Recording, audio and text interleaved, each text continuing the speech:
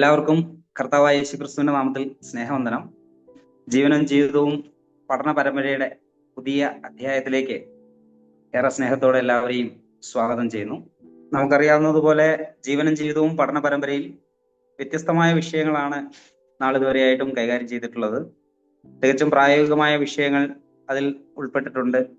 ഉപദേശപരമായി വ്യാഖ്യാനിക്കുവാനായിട്ട് ബുദ്ധിമുട്ടുള്ള വിഷയങ്ങൾ ഉൾപ്പെട്ടു വന്നിട്ടുണ്ട്. അങ്ങനെ വിഷയങ്ങളുടെ വൈവിധ്യത്തിൽ വളരെ പ്രത്യേകതയുള്ള പഠന പരമ്പരയാണിത്. ഇന്ന് തികച്ചും പ്രായോഗികമായിട്ടുള്ള മിക്കവാറും ക്രിസ്തീയ സഭകൾ അഭിമുഖീകരിക്കുന്ന വിഷയമാണ് നമ്മൾ ചർച്ചയ്ക്കെടുക്കുന്നത്. നമുക്കറിയാം, കലഹിക്കാത്ത അവയവങ്ങളുള്ള ശരീരമാണ് കർത്താവിന്റെ സഭ. എന്നാൽ യാഥാർത്ഥ്യം അതല്ല. പലപ്പോഴും തമ്മിലുള്ള ഭിന്നതയും പിണക്കങ്ങളും ഒക്കെ സഭകളിൽ യാഥാർത്ഥ്യമാണ്. അതുപോലെ സഭകൾക്കുള്ളിലും സഭകൾ തമ്മിലുമൊക്കെ ഉള്ള ഭിന്നതകൾ പലപ്പോഴും നിൽക്കുന്നുണ്ട്. അത് മറനീക്കി പുറത്തു വരാറുണ്ട്. അപ്പോ അങ്ങനെ ഭിന്നതകൾ വരുന്നതിന്റെ കാരണം എന്താണ്, അതിന്റെ പരിഹാരം എന്താണ് എന്നൊക്കെയാണ് നമ്മൾ വചനത്തിന്റെ അടിസ്ഥാനത്തിൽ പരിശോധിക്കുന്നത്. നമ്മെ ഇതിൽ സഹായിക്കുന്നത് ജോസുവിൻ സഹോദരനാണ്. പ്രിയ സഹോദരനെ ഏറെ സ്നേഹത്തോടെ ക്ഷണിക്കുന്നു.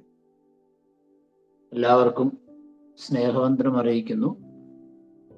കർത്താവിന്റെ നാമത്തിന് മഹത്വം ഉണ്ടാകട്ടെ. പ്രായോഗികമായിട്ടുള്ള ഒരു വിഷയമാണ് ഇന്ന് നമ്മൾ പഠനത്തിനും ചർച്ചയ്ക്കുമായിട്ട് തിരഞ്ഞെടുത്തിട്ടുള്ളത്. നേരത്തെ പറഞ്ഞതുപോലെ കലഹിക്കാത്ത അവയവങ്ങളുള്ള ശരീരമാണ് കർത്താവിന്റെ സഭ എന്ന ഒരു ഹെഡിങ് ആണ് നമ്മുടെ വിഷയത്തിന് നൽകിയിരിക്കുന്നത്. ഈ ഹെഡിങ് വായിക്കുമ്പോൾ തന്നെ നമ്മുടെ മനസ്സിലേക്ക് ഏകദേശം ഒരു ആശയം വരുന്നുണ്ട് എന്നതിന് സംശയമില്ല. ബൈബിൾ നമ്മൾ വായിക്കുമ്പോൾ, പ്രത്യേകിച്ച് പുതിയ നിയമം വായിക്കുമ്പോൾ, കർത്താവിൻ്റെ സഭയ്ക്ക് പല സാദൃശ്യങ്ങളും ഉപയോഗിച്ചിട്ടുള്ളതായിട്ട് നമുക്ക് കാണാം. മനോഹരമായിരിക്കുന്ന പല സാദൃശ്യങ്ങളിലൂടെയുമാണ് കർത്താവിൻ്റെ സഭയെ നമുക്ക് പരിചയപ്പെടുത്തി തന്നിരിക്കുന്നത്. അങ്ങനെയുള്ള സാദൃശ്യങ്ങളിൽ വളരെ മനോഹരമായിരിക്കുന്ന ഒരു സാദൃശ്യമാണ് ശരീരം എന്നുള്ള സാദൃശ്യം. കർത്താവിന്റെ സഭ ക്രിസ്തുവിന്റെ ശരീരമാകുന്നു എന്ന നിലയിലാണ് പുതിയ നിയമത്തിൽ രേഖപ്പെടുത്തിയിട്ടുള്ളത്. ഒരു ശരീരം പല അവയവങ്ങൾ ചേർന്ന് ഒരുമിച്ച് പ്രവർത്തിക്കുന്ന ഒരു ക്രമീകരണമാണ് ഉള്ളത് എന്ന് നമുക്കറിയാം. ഒരു സാധാരണ ശരീരത്തെക്കുറിച്ച് ചിന്തിക്കുമ്പോൾ വ്യത്യസ്തമായിരിക്കുന്ന അവയവങ്ങൾ അതാതിൻ്റെ പ്രവൃത്തികൾ ചെയ്തുകൊണ്ട് ആ ശരീരത്തിൽ ഭിന്നത കൂടാതെ ഒരു ശരീരമായി നിലനിൽക്കുന്നു. അതാണ് ഒരു ശരീരത്തെക്കുറിച്ച് പറയുമ്പോൾ നമുക്ക് മനസ്സിലാക്കാൻ കഴിയുന്നത്. കലഹിക്കാത്ത അവയവങ്ങളുള്ള ശരീരമാണ് കർത്താവിന്റെ സഭ എന്ന പ്രസ്താവന തന്നെ ഒരു ഐഡിയൽ സഭയുടെ പ്രായോഗികമായ ഒരു ഐഡിയൽ സഭ എന്ന് പറയുന്നത് അതാണ് എന്ന് നമുക്ക് പറയാം.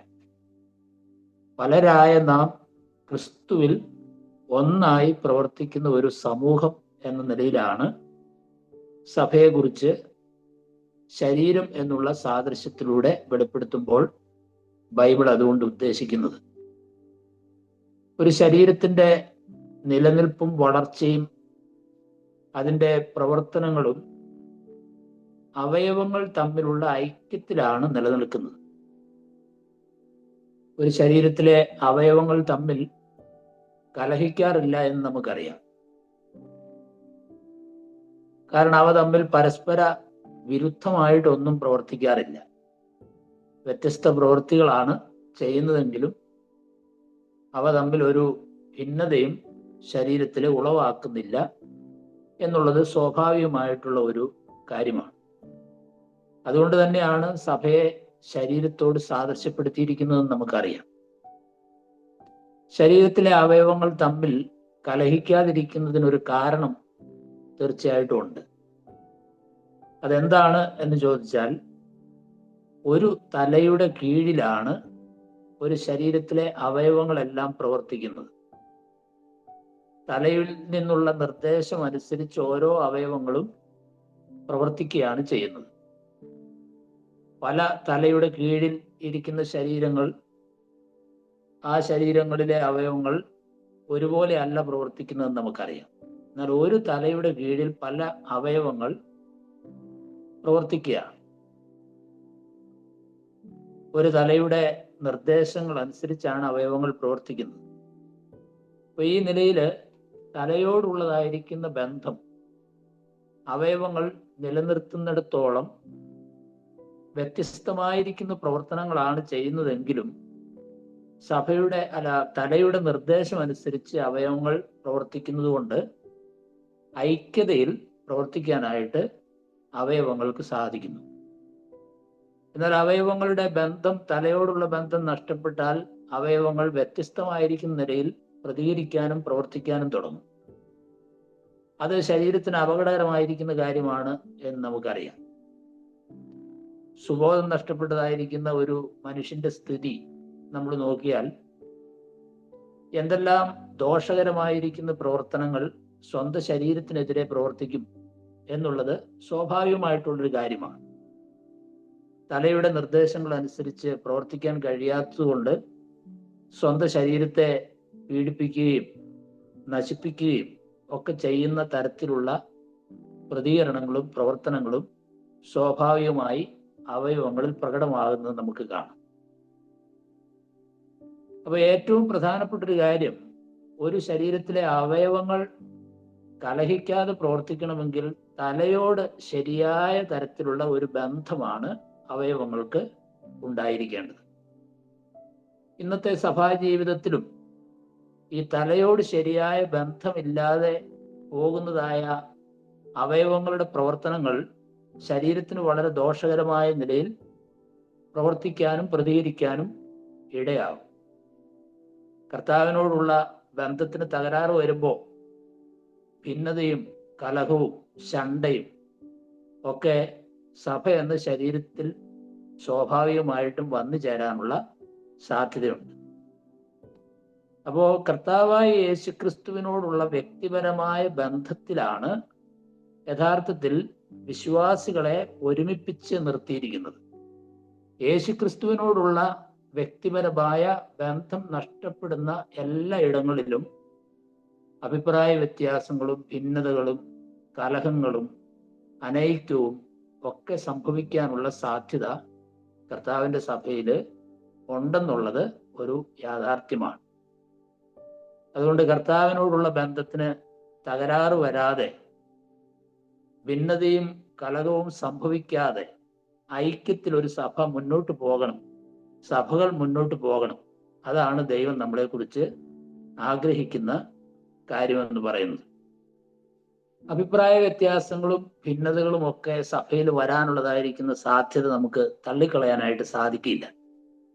കാരണം എല്ലാവരും ഒരുപോലെ കർത്താവിനോട് ശരിയായിരിക്കുന്ന ബന്ധത്തിൽ പോകാതിരിക്കുന്നത് കൊണ്ടാണ് അങ്ങനെയുള്ള സാഹചര്യങ്ങൾ ഉണ്ടാകുന്നത്. എന്നാൽ ആ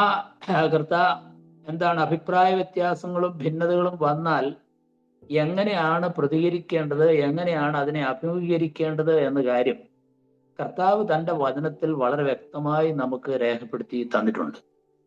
ആ നിർദ്ദേശങ്ങൾ മാനിക്കുന്നത് വഴി സഭയിലുള്ള കലഹവും ഭിന്നതയും അനൈക്യവും ഒക്കെ നമുക്ക് ഒഴിവാക്കാനായിട്ട് സാധിക്കും എന്നുള്ളത് ഒരു സത്യം തന്നെയാണ്. എല്ലാ കാലത്തും അങ്ങനെയാണ് സഭകളിലുള്ള അനൈക്യവും ഭിന്നതയൊക്കെ ഒഴിവാക്കാനായിട്ട് ശ്രമിച്ചിട്ടുള്ളത്.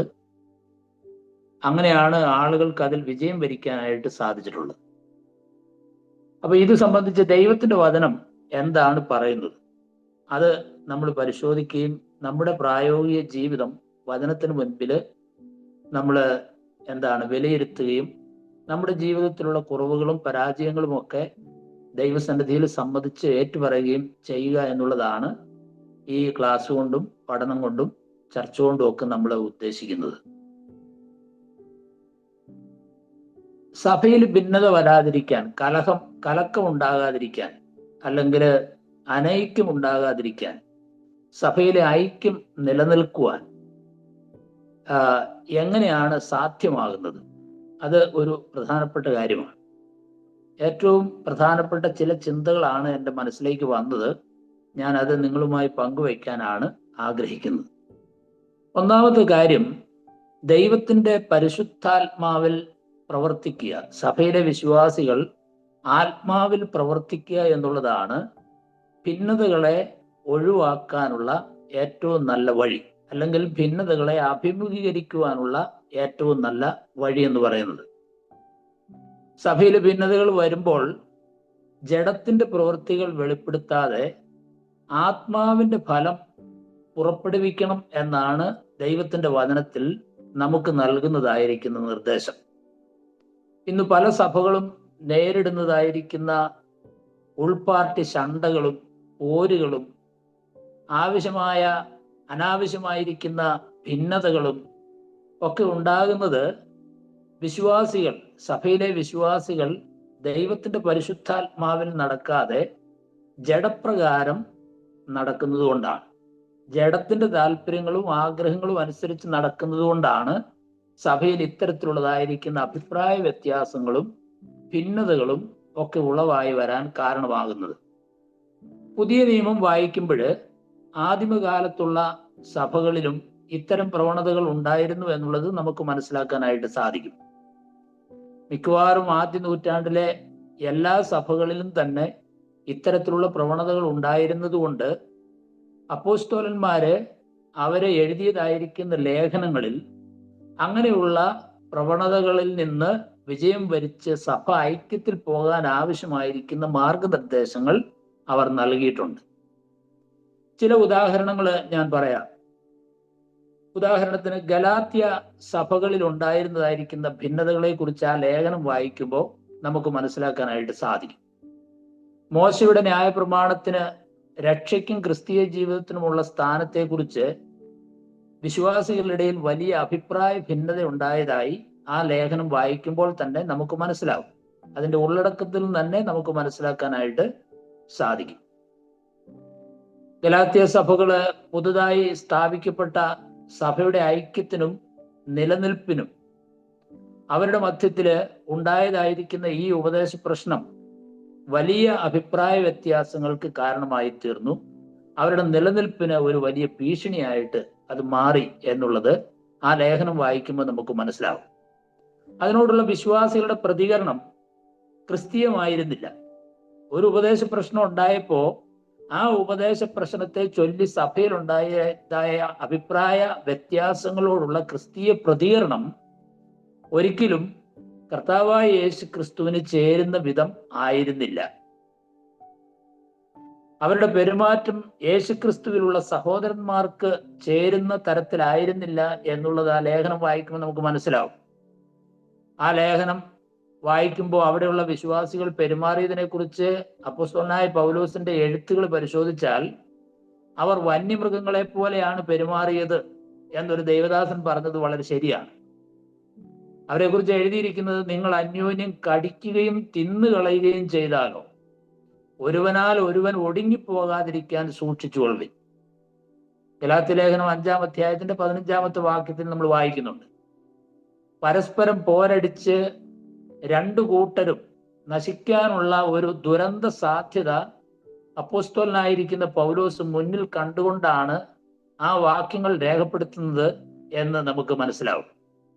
ഗലാത്യ സഭകളിൽ ഉണ്ടായതായിരിക്കുന്ന അഭിപ്രായ വ്യത്യാസങ്ങൾ വിശ്വാസികൾ കൈകാര്യം ചെയ്ത രീതി എന്ന് പറയുന്നത് ക്രിസ്തീയ സ്വഭാവത്തിനനുസരിച്ചായിരുന്നില്ല. തികച്ചും ജഡീകമായ നിലയിലാണ് ആ പ്രശ്നങ്ങളെ അവർ അഭിമുഖീകരിച്ചത് എന്ന് നമുക്ക് മനസ്സിലാവും. അതിന് കാരണമായിട്ട് പൗലോസ് പറയുന്നത് തന്നെയാണ്. പൗലോസ് ഗലാത്യ ലേഖനത്തില് പറയുമ്പോൾ പറയുന്ന കാര്യം, പക, പിണക്കം, ജാരശങ്ക, ക്രോധം, ശാഠ്യം, ദ്വന്ദ്വപക്ഷം, ഭിന്നത, അസൂയ, അങ്ങനെയുള്ളതായിരിക്കുന്ന വ്യക്തിപരമായ പെരുമാറ്റ രീതികളും ജഡസ്വഭാവങ്ങളുമാണ് വിശ്വാസികളുടെ ജീവിതത്തിൽ അവർ പ്രകടമാക്കിയത്. അപ്പോൾ ഒരു അഭിപ്രായ ഭിന്നതയെ അഭിമുഖീകരിക്കുന്ന സമയത്ത് വിശ്വാസികൾ അതിനോട് എങ്ങനെയാണ് അഭിമുഖീകരിക്കുന്നത് എന്നുള്ളത് വളരെ വളരെ പ്രധാനപ്പെട്ട ഒരു കാര്യമാണ്. ഈ തിന്മകളിലൂടെ, ഇത്തരത്തിലുള്ള ജഡസ്വഭാവത്തിലൂടെ വിശ്വാസികളെ അല്ലെങ്കിൽ ഭിന്നതകളെ നേരിടുന്നതിന് അവരില് ദൈവത്തിന്റെ പരിശുദ്ധാത്മാവ് ആ നിലയിൽ പ്രവർത്തിച്ചു എന്ന് പറയാനായിട്ട് സാധിക്കില്ല. അവരിലെ പരിശുദ്ധാത്മാവ് ഒരിക്കലും അതിന് അനുകൂലമായി നിന്നു എന്ന് ചിന്തിക്കുവാൻ നമുക്ക് കഴിയുകയില്ല. എല്ലാ വിശ്വാസികളും രക്ഷിക്കപ്പെട്ടവരാണ്, ദൈവത്തിന്റെ പരിശുദ്ധാത്മാവ് വസിക്കുന്നവരാണെങ്കിലും അവരുടെ ഈ പെരുമാറ്റത്തോട് അവരിൽ വസിക്കുന്ന പരിശുദ്ധാത്മാവ് അനുകൂലമായിരുന്നില്ല. ഗലാത്യലേഖനം 5:17 നമ്മൾ വായിക്കുന്നത്, ജഡാഭിലാഷം ആത്മാവിനും ആത്മാഭിലാഷം ജഡത്തിനും വിരോധമായിരിക്കുന്നു, നിങ്ങൾ ഇച്ഛിക്കുന്നത് ചെയ്യാതെ വണ്ണം അവ തമ്മിൽ പ്രതികൂലമല്ലോ. അപ്പൊ അവരുടെ ജഡ സ്വഭാവത്തിനനുസരിച്ച് ഭിന്നതകളെ അല്ലെങ്കിൽ ഒരു അഭിപ്രായ വ്യത്യാസത്തെ കൈകാര്യം ചെയ്യുമ്പോൾ അവരിൽ വസിക്കുന്നതായിരിക്കുന്ന ദൈവത്തിന്റെ പരിശുദ്ധാത്മാവ് ഒരിക്കലും അവരുടെ സ്വഭാവത്തോട് അനുകൂലമായി നിന്നിരുന്നില്ല എന്നുള്ളതാണ് അപ്പോസ്തലനായ പൗലോസിന്റെ വാക്കുകളിൽ നമുക്ക് മനസ്സിലാക്കാൻ കഴിയുന്നത്. പരസ്പരം തിന്നുകളയുകയും കടിക്കുകയും പ്രകോപിപ്പിക്കുകയും ചെയ്യുന്ന രീതിയിൽ പെരുമാറുന്നത് ദൈവത്തിന്റെ പരിശുദ്ധാത്മാവ് അവരെ നയിക്കുന്നത് കൊണ്ടല്ല, നിയന്ത്രിക്കുന്നത് കൊണ്ടല്ല. അവരുടെ ഉള്ളിലുള്ളതായിരിക്കുന്ന ജഡമാണ് അവരെ നിയന്ത്രിച്ചിരുന്നത്. ഒരു ഭിന്നതയുടെ സാഹചര്യത്തെ അഭിമുഖീകരിക്കുമ്പോൾ ജഡാഭിലാഷത്തിന് നമ്മൾ വിധേയപ്പെടുന്നുണ്ടോ ഇല്ലയോ എന്നുള്ളത് നാം പരിശോധിക്കേണ്ടത് ഏറ്റവും പ്രധാനപ്പെട്ട ഒരു കാര്യമാണ്. നമ്മൾ ജഡത്തിന്റെ താല്പര്യങ്ങൾക്കനുസരിച്ചാണോ ഒരു ഭിന്നതയെ അഭിമുഖീകരിക്കുന്നത്, ഒരു അഭിപ്രായ വ്യത്യാസത്തെ നമ്മൾ അഭിമുഖീകരിക്കുന്നത്? ഏത് വിഷയവുമാകട്ടെ, അത് ഉപദേശപരമാകാം, പ്രായോഗിക ജീവിതത്തിലെ വിഷയങ്ങളാകാം, സാധാരണ കാര്യങ്ങളായിരിക്കാം. ഏത് വിഷയത്തിലും വ്യത്യസ്തമായിരിക്കുന്ന ഒരു അഭിപ്രായം വരുമ്പോൾ അതിനോട് നമ്മൾ നേരിടുന്നതായിരിക്കുന്ന പ്രതികരണ രീതി നമ്മുടെ ജഡസ്വഭാവത്തിൽ നിന്നാണോ, ജഡസ്വഭാവത്തിനനുസരിച്ചാണോ? മനോഭാവത്തിലോ പെരുമാറ്റത്തിലോ സംസാരത്തിലോ ഈ പറഞ്ഞതായിരിക്കുന്ന പാപ സ്വഭാവങ്ങൾ ഏതെങ്കിലും വെളിപ്പെട്ടു വരുന്നുവെങ്കിൽ നമ്മൾ ഒരു ഭിന്നാഭിപ്രായത്തെ, ഒരു ഭിന്നതയെ ശരിയായ നിലയിൽ കൈകാര്യം ചെയ്യുന്ന ആളുകളല്ല എന്നാണ് അതിന്റെ അർത്ഥം. ഒരഭിപ്രായ വ്യത്യാസത്തെ ശരിയായ നിലയിൽ അതിനോട് പ്രതികരിക്കുന്ന ആളുകളല്ല എന്നാണ് അതിന്റെ അർത്ഥം. ഗലാത്യലേഖനത്തില് അവിടെയുള്ള വിശ്വാസികളെ വിളിക്കുന്ന എന്താണ്? അന്യോന്യം പോരിന് വിളിച്ചും അന്യോന്യം അസൂയപ്പെട്ടും കൊണ്ട് വൃഥാഭിമാനികളാകരുത് എന്ന് അവിടെയുള്ള വിശ്വാസികളോട് പറയുമ്പോൾ അവരങ്ങനെയാണ് ഈ ഈ ന്യായപ്രമാണം രക്ഷയ്ക്ക് ആവശ്യമാണ് എന്നുള്ള ഉപദേശം പഠിപ്പിച്ച ആളുകളോട് പ്രതികരിച്ചത്. അല്ലെങ്കിൽ ആ ഉപദേശം പഠിപ്പിച്ചതായിരിക്കുന്ന ആളുകൾ അതിനെതിരെ നിന്നവരോട് പ്രതികരിച്ചത്. അന്യോന്യം പോരിന് വിളിച്ചും അന്യോന്യം അസൂയപ്പെട്ടും കൊണ്ട് വൃഥാഭിമാനികളാകരുത്. അപ്പൊ ഈ വൃഥാഭിമാനമാണ് സഭയെ ഭിന്നതയിലേക്കും ചിലരെ കോപത്തിലേക്കും ഒക്കെ നയിച്ചത്, പ്രകോപനത്തിലേക്കൊക്കെ നയിച്ചതെന്ന് നമുക്കറിയാം. അവർ ചിന്തിച്ചത് എന്താണ്? അങ്ങനെ പോരടിച്ച് വിജയിക്കുന്നതാണ് അഭിമാനകരമായിരിക്കുന്ന കാര്യം. തങ്ങളുടെ ശുശ്രൂഷയിൽ തങ്ങൾക്കുള്ളതായിരിക്കുന്ന പ്രാധാന്യം ആരെങ്കിലും ഇല്ലാതാക്കുമോ എന്നുള്ളതായിരിക്കുന്ന ദുരഭിമാനമാണ് പല പ്രശ്നത്തിലേക്കും അവരെ നയിച്ചത് എന്ന് നമുക്ക് മനസ്സിലാക്കാനായിട്ട് സാധിക്കും. അപ്പോ ഉപദേശപരമായ വിഷയങ്ങളിലും പ്രായോഗിക വിഷയങ്ങളിലും ഒരു ഭിന്നാഭിപ്രായം ഉണ്ടാകുമ്പോൾ അതിനോട് നമ്മൾ പ്രതികരിക്കുന്ന രീതിയാണ് ഏറ്റവും പ്രധാനപ്പെട്ടതായിരിക്കുന്ന വിഷയം എന്ന് പറയുന്നത്. ഏറ്റവും പ്രധാനപ്പെട്ട വിഷയം അതാണ്. ഹൃദയത്തിൽ പകയും പിണക്കവും ക്രോധവും ശാഠ്യവും അസൂയയും അതുപോലെ തന്നെ കലഹവും വിരോധവും വിദ്വേഷവും ഒക്കെ വെച്ചുകൊണ്ടാണ് നമ്മൾ അതിനെ പരിഹരിക്കാൻ ശ്രമിക്കുന്നതെങ്കിൽ നമ്മൾ പരാജയപ്പെടും. ഒരിക്കലും നമ്മൾ വിജയിക്കാനായിട്ട് പോകുന്നില്ല. അപ്പൊ അതുകൊണ്ട് നമ്മളൊരു പ്രശ്നത്തെ അഭിമുഖീകരിക്കുമ്പോൾ നമ്മുടെ സ്വഭാവത്തിന്റെ പ്രകടനങ്ങൾ ഏത് തരത്തിലുള്ളതാണ് എന്നുള്ളത് ഏറ്റവും പ്രധാനമായി നാം ചിന്തിക്കേണ്ട ഒരു കാര്യമാണ്. കൊരിന്ത് സഭയെ കുറിച്ച് പറയുമ്പോഴും അങ്ങനെ തന്നെയാണ്. കൊരിന്തിലെ സഭയിലും വലിയ ഭിന്നതയുണ്ടായി. കൊരിന്തിലും വിശ്വാസികള് ജഡത്തിന്റെ പ്രവർത്തികളിലൂടെയാണ് ആ ഭിന്നതയെ അഭിമുഖീകരിക്കാനായിട്ട് ശ്രമിച്ചത്. ഒരുപക്ഷെ ഇത്രയും ഭിന്നതയുടെ സ്വരമുയർത്തിയ, ഭിന്നതയെ അഭിമുഖീകരിച്ച മറ്റൊരു സഭയും ആദിമ നൂറ്റാണ്ടിൽ കാണുകയില്ല. കൊരിന്തിലെ സഭയ്ക്ക് ദൈവത്തിന്റെ പരിശുദ്ധാത്മാവ് ഉണ്ടായിരുന്നു എന്ന് നമുക്കറിയാം. വിശ്വാസികളുടെ ഉള്ളിൽ ദൈവത്തിന്റെ പരിശുദ്ധാത്മാവ് വസിക്കുന്നുണ്ടായിരുന്നു. മാത്രമല്ല അവരെ ആത്മീക വരങ്ങളിലും ജ്ഞാനത്തിലും ഒക്കെ വളരെ പ്രശംസിച്ചിരുന്നവരായ വിശ്വാസികളായിരുന്നു എന്ന ലേഖനം വായിക്കുമ്പോൾ നമുക്ക് മനസ്സിലാവും. എന്നാൽ സ്വഭാവത്തിലും പെരുമാറ്റത്തിലും ഒരു ഭിന്നപക്ഷത്തെ അവർ അഭിമുഖീകരിച്ച സമയത്ത് ദൈവത്തിന്റെ പരിശുദ്ധാത്മാവ് ഇല്ലാത്തവരെ പോലെയാണ് അവർ പെരുമാറിയത്. ദൈവിക ജ്ഞാനമില്ലാത്തവരെ പോലെയാണ് അവർ പെരുമാറിയത്. അവരുടെ ഈർഷ്യയും പിണക്കവും അസൂയയും വൃഥാഭിമാനവും തങ്ങൾ ആത്മാവിലല്ല നടക്കുന്നത് എന്ന് തെളിയിച്ചുകൊണ്ടാണ് അവര് പ്രകടിപ്പിച്ചതെന്ന് നമുക്ക് മനസ്സിലാക്കാനായിട്ട് സാധിക്കും. അവരുടെ ജഡ സ്വഭാവത്തിലാണ് ഇങ്ങനെയുള്ള ഭിന്നതകളെ അവരും കൈകാര്യം ചെയ്യാനായിട്ട് ശ്രമിച്ചത്.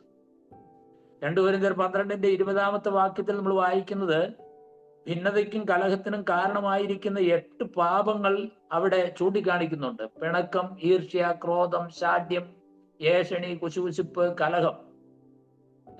ഇങ്ങനെയുള്ളതായിരിക്കുന്ന പാപങ്ങൾ കൊരിന്ത്യ വിശ്വാസികളുടെ മധ്യത്തിലുണ്ടായിരുന്നു.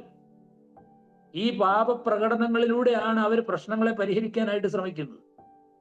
അതൊരിക്കലും വിജയിക്കാനായിട്ട് പോകുന്നില്ലെന്ന് നമുക്കറിയാം. ഇതെല്ലാം ഗലാത്യ വിശ്വാസികളുടെ മധ്യത്തിലും ഉണ്ടായിരുന്ന പാപങ്ങൾ തന്നെയാണ്. അപ്പൊ ഇങ്ങനെയുള്ളതായിരിക്കുന്ന ജഡത്തിന്റെ പ്രവൃത്തികൾ ഇന്നും നമ്മുടെ സഭകളിൽ വ്യാപരിക്കുന്നുവെങ്കിൽ, വിശ്വാസികളിൽ വ്യാപരിക്കുന്നുവെങ്കിൽ, ഇന്നത്തെ കാലത്തുള്ളതായിരിക്കുന്ന സഭ എന്നല്ല, എന്നത്തെ കാലത്തുള്ളതായിരിക്കുന്ന സഭകളും ഭിന്നതയിലേക്ക് പോകും, അനൈക്യത്തിലേക്ക് പോകും, കലഹത്തിലേക്കും അതുപോലെ തന്നെ നാശത്തിലേക്കും അങ്ങനെയുള്ള സഭകൾ സഞ്ചരിക്കാനായിട്ട് ഇടയായി തീരും. അത് ഉറപ്പായിട്ടുള്ളൊരു കാര്യമാണ്. അപ്പൊ ഞാൻ ചുരുക്കത്തിൽ പറഞ്ഞത്, എന്തുകൊണ്ടാണ് സഭയിൽ കലഹം ഉണ്ടാകുന്നത്, എന്തുകൊണ്ടാണ് സഭയിൽ ഭിന്നത ഉണ്ടാകുന്നത്, എന്തുകൊണ്ടാണ് സഭയിൽ അനൈക്യം വരുന്നത്, എന്തുകൊണ്ടാണ് സഭകൾ തമ്മിൽ ഭിന്നിച്ച് ചിതറി പോകുന്നത്? അതിന്റെ ഒരു പ്രധാനപ്പെട്ട കാരണം സഭയിലെ വിശ്വാസികൾ അവരുടെ ജഡസ്വഭാവത്തിൽ ഒരഭിപ്രായ ഭിന്നതയോട് പ്രതികരിക്കുന്നു എന്നുള്ളതാണ്. എന്തെങ്കിലും ഒരു അഭിപ്രായ ഭിന്നത വന്നാൽ നമ്മുടെ സഭകളിലൊക്കെ ആളുകൾ എങ്ങനെയാണ് പ്രതികരിക്കുന്നത്? ഭയങ്കര കോപവും ഭയങ്കര ശാഠ്യവും ഭയങ്കര മത്സരവും ഭയങ്കരമായിരിക്കുന്ന സ്വാർത്ഥ താല്പര്യങ്ങളും ഒക്കെ വെച്ചാണ് പ്രശ്നത്തെ നമ്മൾ അഭിമുഖീകരിക്കുന്നെങ്കിൽ ഒരിക്കലും നമുക്ക് വിജയിക്കാനായിട്ട് സാധിക്കില്ല. അതുകൊണ്ട് ഭിന്നതകളെ നേരിടുമ്പോൾ ആത്മാവിന്റെ ഫലം നമ്മൾ വെളിപ്പെടുത്തണം എന്നാണ് ദൈവത്തിന്റെ വചനം നമ്മളെ പഠിപ്പിക്കുന്നത്. ആത്മാവിനെ അനുസരിച്ച് നടപ്പിൻ, എന്നാൽ ജഡത്തിന്റെ മോഹം നിവർത്തിക്കുകയില്ല. ഗലാത്യ ലേഖനം 5:16, 18, 25 വാക്യങ്ങളില് ഗലാത്യയിലുള്ള വിശ്വാസികളോട് പറയുന്നത്, നിങ്ങളുടെ ഇടയിലുള്ളതായിരിക്കുന്ന അഭിപ്രായ വ്യത്യാസങ്ങളെ ശരിയായ നിലയിൽ കൈകാര്യം ചെയ്യണമെങ്കിൽ ആത്മാവിനെ അനുസരിച്ച് നടക്കണം. അതാണ് പറയുന്നത്. ആത്മശക്തിയാൽ അല്ലാതെ മറ്റൊന്നിനാലും ജഡാഭിലാഷങ്ങളെ ജയിക്കാനായിട്ട് വിശ്വാസികൾക്ക് കഴിയുകയില്ല. അപ്പൊ ഈ ജഡാഭിലാഷങ്ങളെ എതിർത്ത് നിന്നുകൊണ്ട് വേണമല്ലോ ഭിന്നതകളെ നേരിടാനായിട്ട്. ആത്മനിയന്ത്രണം കൂടാതെ, ജഡാഭിലാഷങ്ങളുടെ മേൽ വിജയമില്ലാതെ നമുക്ക് ഭിന്നതകളെ അഭിമുഖീകരിക്കാനായിട്ട് സാധിക്കില്ല, അഭിപ്രായ വ്യത്യാസങ്ങളെ അഭിമുഖീകരിക്കാനായിട്ട് സാധിക്കില്ല. പരിശുദ്ധാത്മാവിന്റെ സഹായത്താൽ ക്രിസ്തു തുല്യമായിരിക്കുന്ന സ്വഭാവം നമ്മുടെ ജീവിതത്തിൽ നിന്ന് വെളിപ്പെടുമ്പോൾ മാത്രമാണ് ഏതൊരു പ്രശ്നങ്ങളെയും സഭയിൽ നല്ല നിലയിൽ പരിഹരിക്കാനായിട്ട് നമുക്ക് സാധിക്കുക. ഗലാത്യ ലേഖനം 5-ാം 22, 23 വാക്യങ്ങളിൽ ആത്മാവിന്റെ ഫലം എന്ന നിലയില് 9 സുഹൃതങ്ങൾ, ഗുണങ്ങൾ അവിടെ എടുത്ത് പറഞ്ഞിട്ടുണ്ട്. അത് നമുക്ക് കാണാം. ജഡത്തിന്റെ പ്രവൃത്തികളെ കുറിച്ച് മാത്രമല്ല പറഞ്ഞത്, ആത്മാവിന്റെ ഫലത്തെക്കുറിച്ചും അവിടെ വ്യക്തമായി പറയുന്നുണ്ട്. ആ ഫലത്തിൽ ഉൾപ്പെട്ടതായിരിക്കുന്ന സ്വഭാവ ഗുണങ്ങളെ കുറിച്ച് അപ്പോസ്തലനായ പൗലോസ് ചൂണ്ടിക്കാണിക്കുന്നുണ്ട്. അപ്പൊ ദൈവാത്മാവിലുള്ള നടപ്പിൽ ആത്മാവിന്റെ ഫലം ദിനം പ്രതി നമ്മുടെ ജീവിതത്തിൽ വെളിപ്പെട്ടു വരേണ്ടത് വളരെ ആവശ്യമായിരിക്കുന്ന കാര്യമാണ്. അപ്പൊ ഈ ഫലം ക്രിസ്തുവിന്റെ സ്വഭാവത്തിന്റെ പ്രായോഗിക പ്രദർശനമാണ്. ഇത് നമ്മുടെ ജീവിതത്തിൽ പ്രകടമാകണം. ഈ ആത്മസ്വഭാവമുള്ള ആളുകളായിട്ട് നമ്മൾ മാറും. എന്നോട് ആരെങ്കിലും എതിർക്കുമ്പോഴോ അല്ലെങ്കിൽ വിയോജിപ്പുകളെ ഞാൻ നേരിടുമ്പോഴോ ഞാൻ യേശുക്രിസ്തുവിന് സമാനമായ സ്വഭാവം വെളിപ്പെടുത്തുന്നുണ്ടോ ഇല്ലയോ എന്നുള്ളതാണ് ഏറ്റവും പ്രധാനപ്പെട്ട കാര്യം. ആ ചോദ്യത്തിന് ഉണ്ട് എന്ന് ഉത്തരം പറയാനായിട്ട് നമുക്ക് സാധിക്കേണ്ടത് ആവശ്യമാണ്. അപ്പൊ നമ്മിൽ ഈ ജഡസ്വഭാവമുണ്ട്. രക്ഷിക്കപ്പെട്ട് സഭയുടെ ഭാഗമാണ്, സഭയുടെ അംഗങ്ങളാണ്, ദൈവത്തിന്റെ പരിശുദ്ധാത്മാവ് നമ്മിൽ വസിക്കുന്നുണ്ട്. എന്നാൽ ഈ ജഡസ്വഭാവം നമ്മിൽ വസിക്കുന്നത് കൊണ്ട് ജഡസ്വഭാവത്തിനനുസരിച്ച് ഈ അഭിപ്രായ ഭിന്നതകളെ അഭിമുഖീകരിക്കാനായിട്ട് നമ്മൾ ശ്രമിച്ചാൽ നമുക്ക് വിജയിക്കാനായിട്ട് സാധിക്കുകയില്ല. ദൈവത്തിന്റെ പരിശുദ്ധാത്മാവിൽ നടക്കുക എന്ന ഉത്തരവാദിത്തത്തിൽ നമ്മൾ പരാജയപ്പെടുന്നതിനാലാണ് സഭാജീവിതം പലപ്പോഴും തകർക്കപ്പെടുന്നത്, സഭാജീവിതത്തിൽ പലപ്പോഴും കലഹങ്ങൾ ഉണ്ടാകുന്നത്, സഭാജീവിതത്തിൽ പലപ്പോഴും ഭിന്നതകൾ ഉണ്ടായി വരുന്നത് അതുകൊണ്ടാണ്. അപ്പൊ ഭിന്നതയുടെ കൊടുങ്കാറ്റിൽ നമ്മുടെ ജീവിത കപ്പൽ തകർക്കപ്പെടാതിരിക്കണമെങ്കിൽ ദൈവാത്മാവിന്റെ ഫലം നമ്മുടെ ജീവിതത്തിൽ നിന്ന് പുറപ്പെടണം. അത്തരം സാഹചര്യങ്ങളില് ഞാൻ എന്നിൽ നിന്ന് പുറപ്പെടുന്നതായിരിക്കുന്ന സ്വഭാവ ഗുണങ്ങൾ എന്തൊക്കെയാണ്? ജഡസ്വഭാവമാണോ വെളിപ്പെടുന്നത്? ആത്മാവിന്റെ സ്വഭാവമാണോ വെളിപ്പെടുന്നത്? ആത്മസ്വഭാവമാണ് നമ്മിൽ നിന്ന് വെളിപ്പെടുന്നതെങ്കിൽ അങ്ങനെയുള്ളവർക്ക് ഏത് പ്രശ്നത്തിലും ന്യായമായിരിക്കുന്ന പരിഹാരം കണ്ടെത്താൻ ഒരു പ്രയാസം ഉണ്ടായാല. ഏത് പ്രശ്നത്തെയും നമുക്ക് പരിഹരിക്കാനായിട്ട് സാധിക്കും. നേരെ മറിച്ചായാലോ നിഗളവും കോപവും പ്രതികാരവും ഏഷണിയും വാക്പയറ്റും കലഹവും ഒക്കെയാണ് ഇങ്ങനെയുള്ള വിഷയങ്ങളുടെ മുൻപിൽ നമ്മളിൽ നിന്ന് പ്രകടമായി വരുന്നതെങ്കിൽ സഭയിൽ ഭിന്നത ഉണ്ടാകും. അങ്ങനെയുള്ള സഭകൾ നശിച്ചു പോകും. നശിച്ചു പോകുമെന്ന് ഞാൻ പറഞ്ഞാൽ ദൈവം ആ സഭയെക്കുറിച്ച് ആഗ്രഹിക്കുന്നതായ കാര്യങ്ങൾ ആ സഭയിൽ നടക്കാതെ പോകും. അതാണ് യഥാർത്ഥത്തിൽ സംഭവിക്കുന്നതായ കാര്യം. അപ്പൊ ഏറ്റവും അടിസ്ഥാനപരമായി ചിന്തിക്കേണ്ട കാര്യം എന്ന് പറയുന്നത്, രക്ഷിക്കപ്പെട്ടവരായിരിക്കുന്ന വിശ്വാസികൾ ഒരു ഭിന്നാഭിപ്രായത്തെ കൈകാര്യം ചെയ്യുമ്പോൾ നമ്മിൽ നിന്ന് പുറപ്പെട്ടു വരുന്നതായിരിക്കുന്ന സ്വഭാവ സവിശേഷതകൾ എന്തൊക്കെയാണ് എന്ന കാര്യം നമ്മൾ ഒരു വിലയിരുത്തൽ നടത്തണം. എനിക്കൊരു പക്ഷെ ദേഷ്യം വരുന്ന കാര്യമായിരിക്കും മറ്റൊരാൾ ചെയ്യുന്നത്. പക്ഷെ ഞാൻ ദേഷ്യത്തോടെയാണ് ആ വിഷയത്തെ കൈകാര്യം ചെയ്യുന്നതെങ്കിൽ നമുക്ക് വിജയിക്കാൻ പറ്റില്ല. എന്നെക്കുറിച്ച് വല്ലാതെ മോശമായി എന്നെ അപമാനിച്ചുകൊണ്ടായിരിക്കും മറ്റൊരു സഹോദരൻ സംസാരിക്കുന്നത്. പക്ഷേ ഞാനും അതുപോലെ തിരിച്ച് അപമാനിക്കുന്ന തരത്തിൽ ഇടപെട്ടാൽ ആ പ്രശ്നത്തെ എനിക്ക് പരിഹരിക്കാനായിട്ട് പറ്റില്ല. ഞാൻ ആ പ്രശ്നത്തെ ശരിയായ നിലയിലല്ല അഭിമുഖീകരിക്കുന്നത്. ഇത് ഏതൊരു വിശ്വാസിയെ സംബന്ധിച്ചും ശ്രദ്ധിക്കേണ്ടതായിരിക്കുന്ന ഒരു വിഷയമാണ്. ദൈവത്തിന്റെ പരിശുദ്ധാത്മാവിന്റെ നിയന്ത്രണത്തിലാണോ നമ്മൾ സംസാരിക്കുന്നത്, നമ്മൾ പ്രതികരിക്കുന്നത്, നമ്മുടെ ഭാവപ്രകടനങ്ങൾ നടത്തുന്നത്, നമ്മൾ പെരുമാറുന്നത് എന്നുള്ളതാണ് സഭയുടെ മധ്യത്തിൽ കലഹം വരാതെ, ഭിന്നത വരാതെ ഐക്യം സൂക്ഷിക്കാനുള്ള ഏറ്റവും അടിസ്ഥാന ഘടകം എന്ന് പറയുന്നത്. യാക്കോബിന്റെ ലേഖനം നമ്മൾ വായിക്കുമ്പോൾ ഭിന്നതകളെ അഭിമുഖീകരിക്കുമ്പോൾ ഉയരത്തിൽ നിന്നുള്ളതായിരിക്കുന്ന ദൈവിക ജ്ഞാനം നമുക്കുണ്ടായിരിക്കണമെന്നാണ് യാക്കോബ് പറയുന്നത്. ഭിന്നതയും കലഹവും ഉണ്ടാകുമ്പോൾ വെളിപ്പെടാറുള്ള രണ്ട് വിധത്തിലുള്ള ജ്ഞാനത്തെ കുറിച്ച് യാക്കോബ് തന്റെ 3-ാം അധ്യായം 13 മുതൽ 18 വരെയുള്ളതായിരിക്കുന്ന വാക്യങ്ങളിൽ പറയുന്നുണ്ട്. ഉയരത്തിൽ നിന്നുള്ള ജ്ഞാനത്തിന്റെ പ്രത്യേകത പറയുന്നത് അത് ദൈവത്തിൽ നിന്നുള്ള ജ്ഞാനമാണ്. അതുകൊണ്ടാണല്ലോ അങ്ങനെ പറയുന്നത്. അത് ആത്മാവിന്റെ ഫലമാണ് പുറപ്പെടുവിക്കുന്നത്. അത് ഹൃദയത്തിലും മനസ്സിലും ഒക്കെ ശുദ്ധി വരുത്തുന്നതാണ്.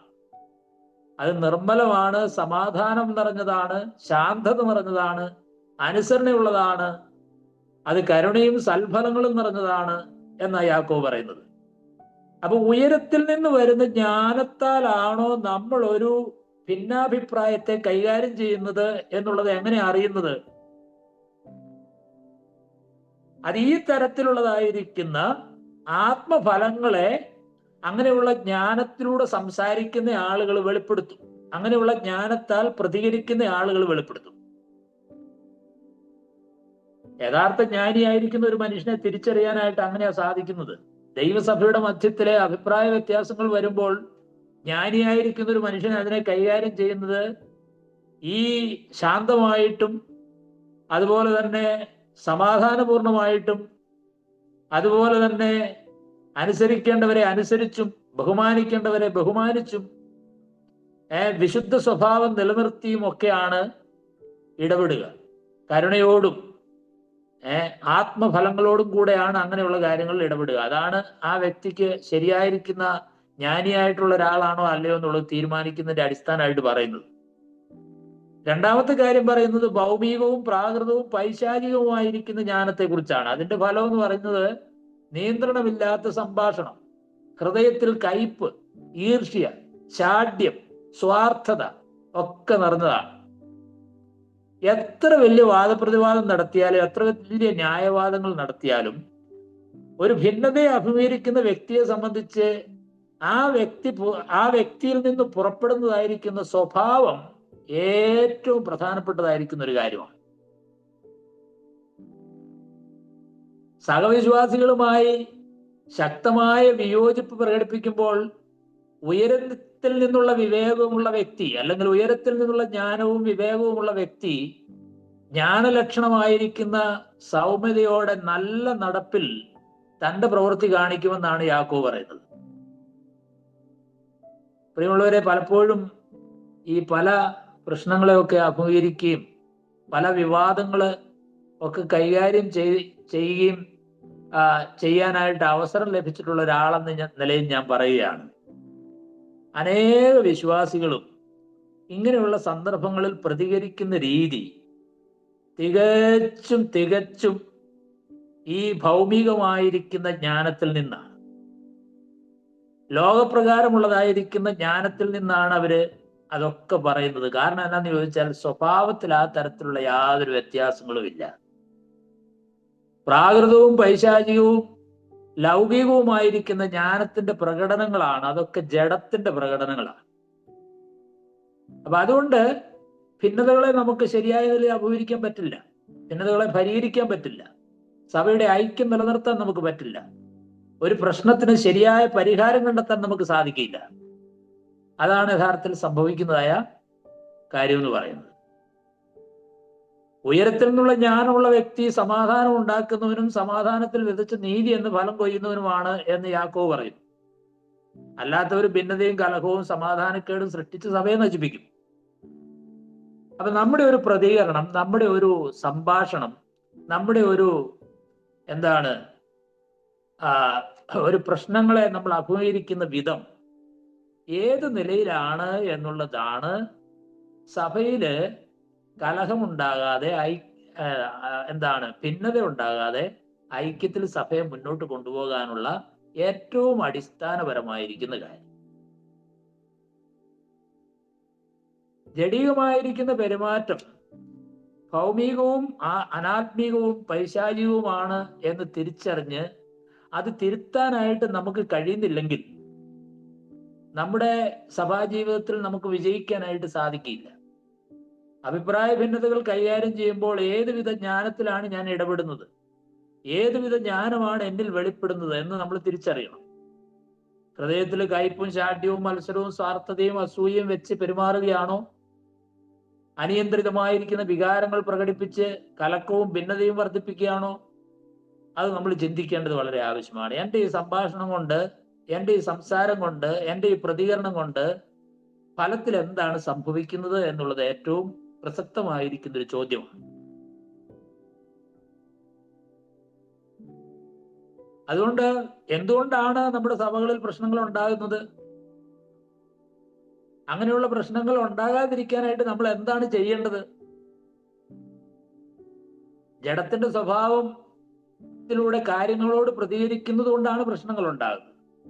എന്നാൽ ആത്മാവിൽ നമുക്കത് പ്രതികരിക്കാനായിട്ട് കഴിഞ്ഞാൽ സ്നേഹത്തിൽ, സന്തോഷത്തിൽ, സമാധാനത്തിൽ, സൗമ്യതയിൽ, ശാന്തതയിൽ ഒക്കെ കാര്യങ്ങളോട് പ്രതികരിക്കാൻ കഴിഞ്ഞാൽ ഏത് പ്രശ്നങ്ങൾക്കും ന്യായമായ നിലയിൽ നമുക്ക് പരിഹാരം ഉണ്ടാക്കി സഭയിൽ വരുന്ന ഭിന്നാഭിപ്രായങ്ങളെ ശരിയായി പരിഹരിച്ച് സഭ ഐക്യത്തില് എല്ലായ്പ്പോഴും മുന്നോട്ട് പോകാനായിട്ട് ഇടയായിത്തീരും. വിയോജിപ്പുകളും ഭിന്നതകളും ദൈവാത്മാവിന്റെ നിയന്ത്രണത്തിൽ കൈകാര്യം ചെയ്യാൻ എല്ലാ വിശ്വാസികളും അവരുടെ ജീവിതത്തിൽ അഭ്യസിക്കേണ്ടതാണ്, പരിശീലിക്കണം. സഭയിലെ മൂപ്പന്മാർ മാത്രമല്ല, എല്ലാ വിശ്വാസികൾക്കും അതിനുള്ള ഉത്തരവാദിത്വമുണ്ടെന്നാണ് ദൈവത്തിന്റെ വചനം പറയുന്നത്. ആത്മാവിൽ നടക്കുന്നതിനുള്ളതായിരിക്കുന്ന ഒരു വെല്ലുവിളിയാണ് യഥാർത്ഥത്തിൽ ഭിന്നതകൾ എന്ന് പറയാം. സഭകളിൽ ഉണ്ടാകുന്ന ഭിന്നാഭിപ്രായങ്ങൾ ഞാൻ പരിശുദ്ധാത്മാവിൽ നടക്കുന്നുണ്ടോ ഇല്ലയോ എന്നുള്ളതിന്റെ ഒരു പരിശോധനയാണ്. ഓരോ ഭിന്നതയും ക്രിസ്തു സമാനമായ സ്വഭാവം വെളിപ്പെടുത്താൻ കഴിയുന്നുണ്ടോ ഇല്ലയോ എന്നുള്ളതിന്റെ ഒരു പരീക്ഷണവും കൂടെയാണ്. നമ്മിൽ ഓരോരുത്തരും യേശു ക്രിസ്തു വസിക്കുന്നുണ്ടോ? നമ്മിലുള്ളത് ഉയരത്തിൽ നിന്നുള്ള ജ്ഞാനമാണോ? ദൈവത്തിന്റെ പരിശുദ്ധാത്മാവ് നമ്മിൽ വസിക്കുന്നുണ്ടോ? അതിന്റെയൊക്കെ ഒരു പരിശോധന കൂടെയാണ് പലപ്പോഴും ഈ ഭിന്നതകളെ അഭിമുഖീകരിക്കേണ്ടി വരുന്ന സാഹചര്യം എന്ന് പറയുന്നത്. ജഡത്തിന്റെ പ്രവൃത്തികളാണ് വെളിപ്പെടുന്നതെങ്കിൽ നമ്മിലുള്ള പരിശുദ്ധാത്മാവിനെ നമ്മൾ ദുഃഖിപ്പിച്ചു എന്ന വസ്തുത നമ്മൾ അംഗീകരിക്കണം. ദൈവാത്മാവിന് വിരുദ്ധമായിട്ടാണ് ഞാൻ പെരുമാറിയതെന്നുള്ള കാര്യം സമ്മതിക്കണം. എന്റെ ഹൃദയത്തിൽ ദൈവത്തിന്റെ പരിശുദ്ധാത്മാവിനെ ഞാൻ ദുഃഖിപ്പിക്കുന്നു എന്ന കാര്യം സമ്മതിക്കണം.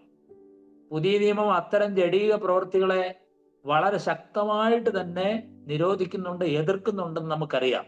അതിനൊരിക്കലും അനുകൂലമായിട്ട് ദൈവത്തിന്റെ വചനം നമ്മെ പഠിപ്പിക്കുന്നില്ല.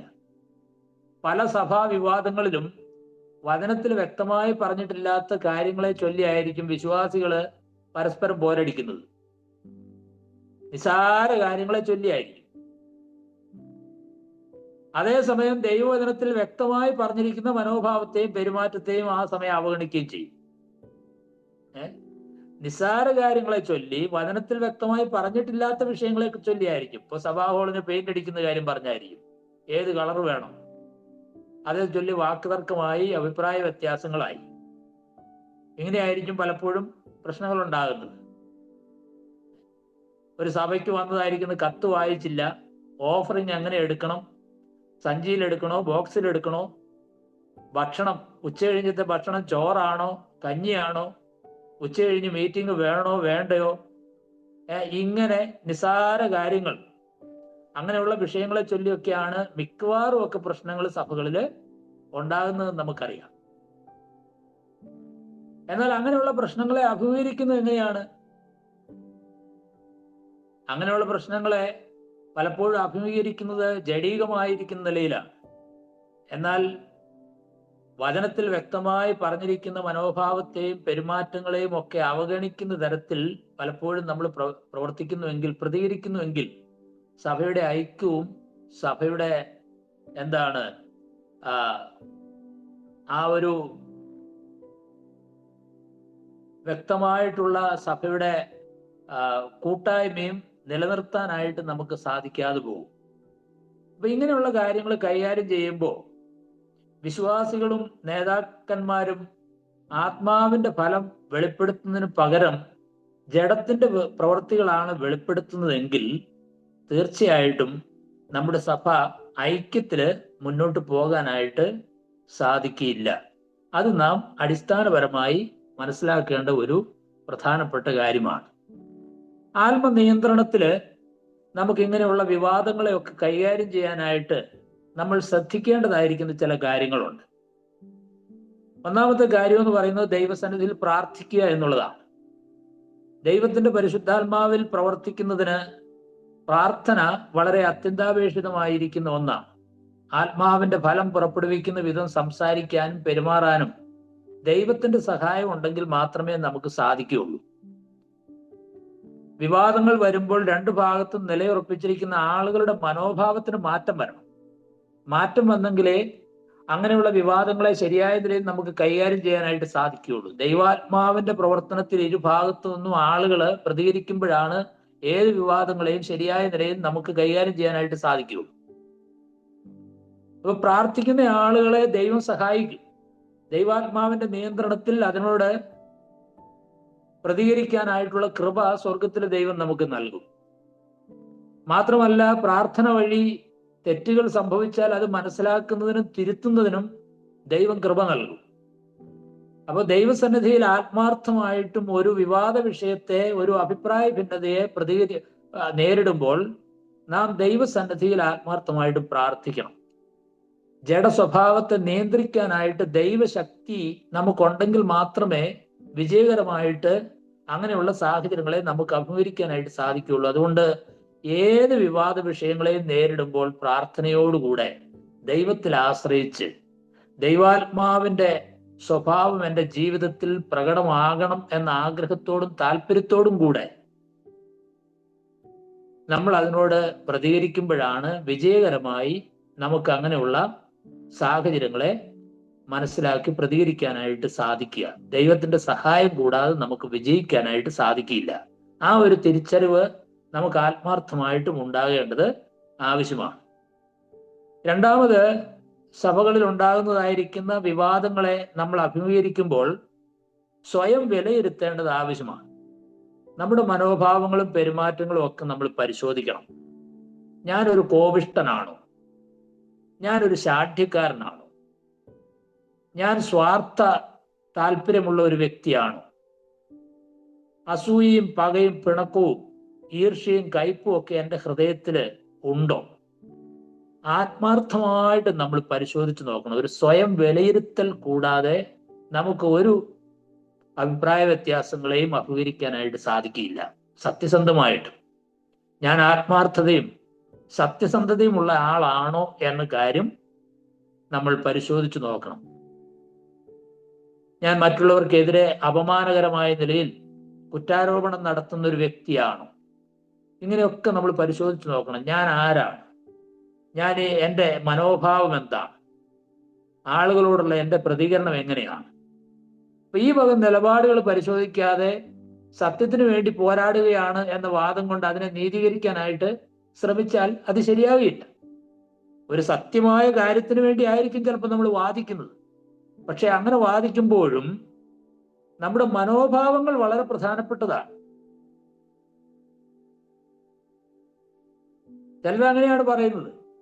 ചിലർ പറയും സത്യത്തിന് വേണ്ടി പോരാടുകയാണ്, അതാണ് അവരുടെ വാദം. അങ്ങനെ പോരാടുമ്പോഴും ഏത് മനോഭാവത്തിലും സ്വഭാവത്തിലുമാണ് അതിനു വേണ്ടി നിൽക്കുന്നത്? യഥാർത്ഥത്തിൽ അത്തരക്കാരുടെ ഈ മനോഭാവം എന്ന് പറയുന്നത് പലപ്പോഴും സത്യത്തിന് വിരുദ്ധമാണ്.